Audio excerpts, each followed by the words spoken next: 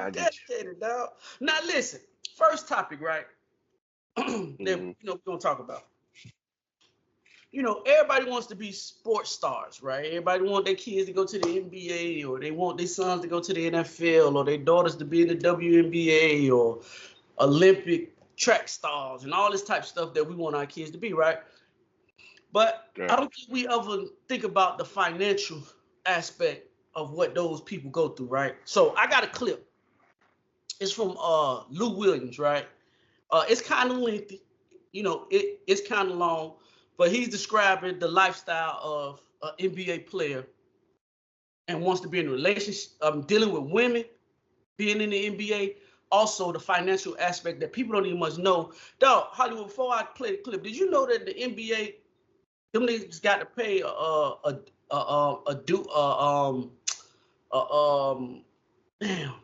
damn, what did he call it, dog? I'm having brain freeze, dog. Yeah, they got their dues like a union. Yeah, everybody. Dues. Yeah, if you got a union, that's your job. You do the same thing. You do the same shit. Bro, I didn't even know that it was a union for the NBA, dog. Yeah, I didn't know that. But I'm gonna let Lou tell you. And he got a podcast out with one of the Red Cup boy niggas that Kevin Hart hang out with.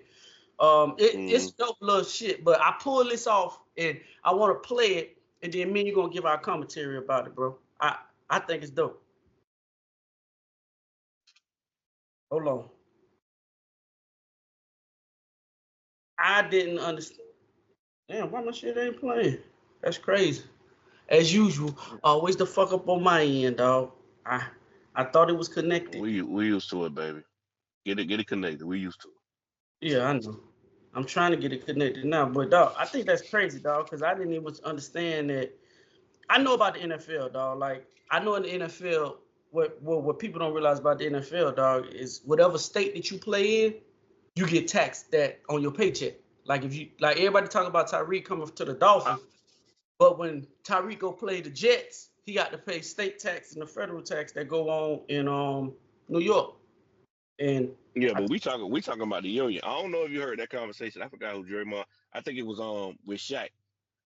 He was having a conversation about he visited the Players Association or some shit like that, the Players Union or something like that. And as soon as he walked through the door, a lady came up to him and she was praising him because he was the number one donator to the association, to the union. No, he found that shit to be kind of crazy because he was like, "Y'all supposed to be fighting for me. What you mean I'm your number one donator?" Yeah, so that's part of it. Dog, I had no idea on that shit, dog. I just thought it was crazy. Average life in the NBA players. What's the average? 4 years. 4 years. Here we go. 4 years. 4 years is the average lifespan of an NBA career, and it take us 5 years after that to go broke. Easy numbers, man. I do it like this. You make $5 million, 2.5 of that gone. You got agent fees, probably another 50 of that gone. You got your dues. A lot of people don't know we got dues for the NBPA. So you got dues. So everybody put their money in the pot. So you figure you got 450 NBA players. I think the dues is 15 to 20 grand a year. Everybody put it in the pot. That's how we able to get our health care and all of that type of shit. I didn't know that. Then you got your personal staff. Financial advisor is probably 1%. Agent at a high number is gonna get 4%. Right. But you can negotiate from 1 to 4. Okay. So before you look up, you probably at 1.5 million off of 5 with nothing. And these Benzes that we keep talking about in these mansions and shit, these girlfriends and these Chanel bags. Okay, we're gonna stop right there. We're gonna talk about this part so far. So Hollywood, that's like I say, dog. That's part of the game that I don't think nobody really ever think about, dog. Like he just said, the average length of an NBA player's lifespan, bro, is 4 to 5 years, bro. And you making $5 million, dog. People don't really. Again, if you don't know about taxes at this point in your life, dog, and I'm not saying it because I'm an old nigga, but information is key now, bro. Like when you grew up in the 90s. And we didn't understand because you didn't have access to information, bro. I get it. But now we live in the information era, bro. You should not know that you got to pay taxes. We watched it in hip hop. We watched it in music. We watched it in every form of entertainment that you can speak of, taxes. So for you not to account for taxes, I think that's crazy. Secondly, just the dude shit, bro. That's a lot of money, bro. For every player, what, there's 400 something players in the NBA, bro? That's a lot of fucking money, bro, to be paying. You know, what's your thoughts on it, bro, before we get back into the other part of the clip? I just feel like the dudes is relevant. If you work for a union job, like a police officer or something like that, they give a certain percentage of their checks to the police association. Yeah. The union. So I feel like it's the same thing. I trade my little 9 to 5 check for that 1.5 that you're talking about. I think niggas been talking about going broke after playing in the NBA or playing in the NFL. They've been talking about this shit for 20, 30 years, bro. Yeah. I think niggas should have a little bit more knowledge than the old player by now. Yeah, I agree. You know what I'm saying? I think that niggas should be way more prepared than what they are for Dog. life after sports. No, because 1.5 ain't really no money in these. Maybe back in 90, that was a lot of money, or 89. Yeah, but you got to look at that shit from my perspective. 1.5 ain't shit. So what is 120, 120,000? What's that? That's nothing. Dog. Exactly. Compared to 1.5, it's pennies. Dog, I just seen an article, and it said that $80,000 in the 90s is equivalent to $247,000 now in these days and times. Right. So that's, I mean, I'm gonna just let that number sit there and let that fester in your spirit, like Country Wayne say, boy, that is crazy. That's a crazy number. But now you finna get into the girls and all this other shit. So, shit, these girlfriends and these Chanel bags. Before you know it, you not a millionaire no more. Right. You a high thousandaire. On paper, you can tell a motherfucker, fuck you, I'm a millionaire. Right. In real life, a lot of that pie gone. So again, and we 17, 18-year-old kids, these are our first experiences. It's gonna take us, I don't care what you go to school for, it's gonna take you 5-6 years of that experience to even realize what's happening to you. I was, hey, listen, man, I had a week. I bought a Ferrari and a Lamborghini in the same week, and I rationalized it with my financial advisor, and he was like, I can't legally tell you what to do with your money, but I don't think that's a good decision. Right. And I said, it's cool, I'll make a bunch of this shit. I did. But I was young. What year was this? What year? Do you remember? Man, I had to be 24. I had to be 24, 25 years old. So it was like the 6th or 7th season? 2012. But no, like you want to enjoy some of this stuff too, yeah, bro. You do. Like you do. You want to enjoy it. And so that's how athletes go broke. A lot of people think it's like you just got a reckless spending habit. Yeah. It ain't that we got reckless spending habits. We just got crazy overhead. And once the checks stop, it gets completely different. It's nobody sitting there giving you real numbers because it's coming in so fast. Money coming in so fast. That's just a contract. Like you might have a shoe deal. You might have some endorsements. So you feel like this shit is going to be forever. It was a culture shock to me. The first week I didn't get a big check from being retired. Where it was like, I gotta figure this shit out. Yeah, like life has begun. Like I feel like my life really started when I retired, bro, because I never spent that much time at home. I never spent weeks at a time. Now he's gonna get into the part about the women and the relationship part that go into. Nigga don't feel. I love Lou, but nigga don't feel bad for Lou. Lou played almost 20 years. Stop it. No, I don't think he's telling you to feel bad for him. I just think he's just giving you the insight to the game that a lot of these young players or these young people that's going into these leagues, niggas not telling them that. Like the nigga said, dog, like, nigga, I went and bought a Lamborghini and a Ferrari in the same week, and my advisor like, nah, I don't think you should be doing that. And that's yeah. And the nigga said, hey, the nigga tried to, somebody tried to tell you that shit was wrong and you still did it. His words was, I got a lot of this coming in. Yeah. So whose fault is that? Nah, again, I just think it's a lesson. I mean, he trying to get game out to the youngest, dog. I mean, you do with it what you choose. But this the part where he really finna start spitting some game, dog. I know it's kind of long. Some niggas ain't gonna listen, bro. But this the part of the game where I think it's gonna get real interesting. And this the part I really want to concentrate on this whole topic. The time in my own crib. So is that another reason where they say a lot of when athletes retire, they get a divorce too? Because now they home so much. Hell yeah. You don't really know the woman you married. I'm from Atlanta. Right. If I'm playing for the Clippers, she might move with me, but I'm on the road 3-4 nights a week. I only got to deal with her for 2 nights at a time. You dig what I'm saying? I gotta deal with her 2 nights at a time during the week. You know how we keep her happy? Keep sending her to the mall. That's how you keep her quiet. That's why it's okay. It's okay. I understand. It's a sacrifice. I'll stay home with the kids. Right. It's okay. You know why? Because she can shop in peace. Right. You ain't in her fucking ear. And you on the road doing whatever you doing. She ain't in your ear. Come home 2 days out that week. Play family. And then you retire and you got to deal with this shit 24/7. Play house. Man. Yeah, you playing house. You on your best behavior. How about that? That's the reality. So when you get to a place where, like I said, I was single, so I'm coming home with just my crib. Let's say you don't even have kids involved, or you got a long-time girlfriend. Y'all really got to get to know each other for real. Because he's used to spending time with you, getting the fuck out of here. Right. Spending time with you, getting the fuck out of here. So how you gonna keep her happy when your keep her happy button is send her to the mall? Right. And that's Lou Williams. Keep her happy button is send her to the mall. Right. And that $500,000 check that you got last week, that ain't a $500,000 check this week. So when you come home, man, y'all don't know who y'all are. Woo!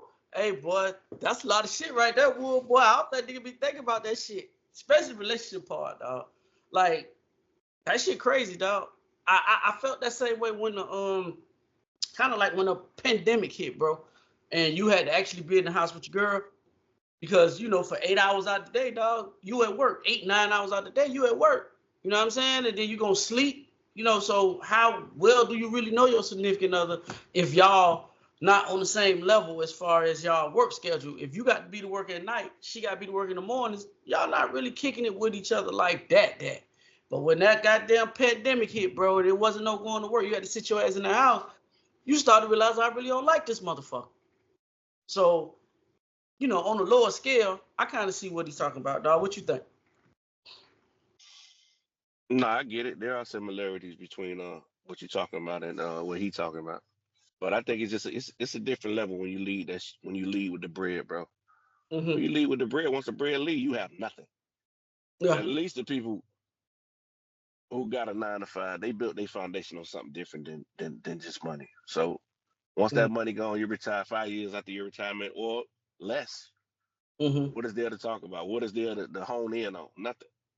So you know, that lead with the bread, I think your relationship will dissolve a little bit faster when you lead with that money.